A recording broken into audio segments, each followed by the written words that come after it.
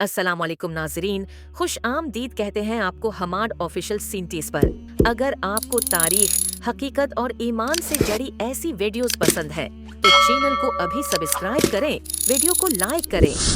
आज हम आपको ले चलते हैं हजारों साल पीछे, ऐसे वक्त में जब दुनिया नई थी, न बदजली थी, न मशीनें, न आसमान को छूती इमारतें, लेकिन अफ्रीका के दिल में बहता एक दरिया नील ने इंसानी तहजीब का गहवारा बनने जा रहा था।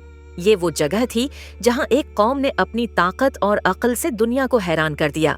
ये मिस्र की सरजमीन थी, फ़िरौनों की सरजमीन। कहानी शुरू होती है तकरीबन 5000 साल पहले।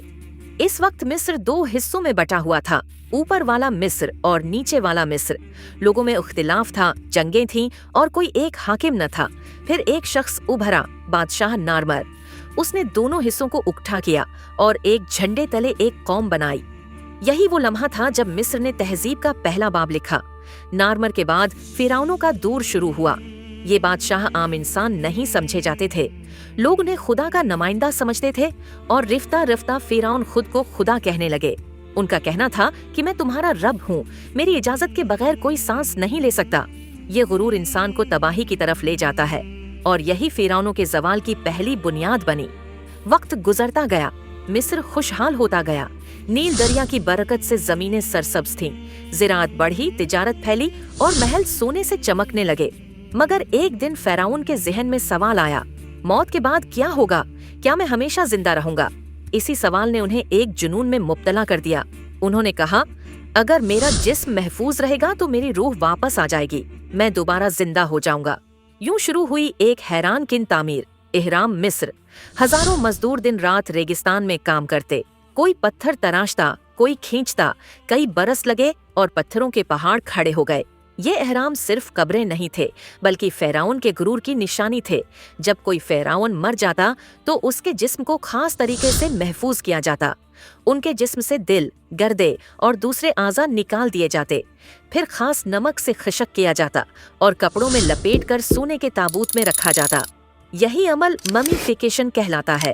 इन कब्रों में उनके साथ सोना, ज़ियोरात, कपड़े, हती के नौकरों की लाशें तक रखी जाते। इनका यकीन था कि अगली जिंदगी में ये सब चीजें उनके साथ होंगी, लेकिन अल्लाह ने कुरान में फरमाया, तुम्हें जमीन से पैदा किया गया, तुम इसी में लौटोगे और तुम्हें दोबारा उसी से निकाला जाएगा। ये है असल जिंदगी, ना कि वो जो फ़िरौन समझता था। वक्त के साथ साथ फ़िरौनों की ताकत आसमान को छूने लगी। उनके महलात, उनके मुजस्मे और उनके मंदिर सब उनकी खुद पसंदी का मजहर बन गए। मगर अल्लाह के निज़ाम में एक कानून है, जो गुरूर करे वो टूटता जरूर है। फिर एक दिन मिस्र के दरबार में एक कैदी लाया गया, एक नौजवान, खूबसूरत और पाकीज़ा। इसका नाम था यूसुफ अलैहिस्सलाम। उसे उसके भाइयों ने हसद की आग में जलकर कन्वे में फेंक दिया था, लेकिन अल्लाह ने उसकी हिफाजत की और काफिला उसे मिस्र ले आया। वो गुलाम के तौर पर बेचा गया, लेकिन अल्लाह ने उसे इल्म, अक्ल और हुस्न अता किया। वक्त गुजरा और एक दिन बादशाह ने ख्वाब देखा, 7 मोटी गायें जिन्हें 7 दबली गायें खा रही थीं। सब दरबारी हैरान रह गए।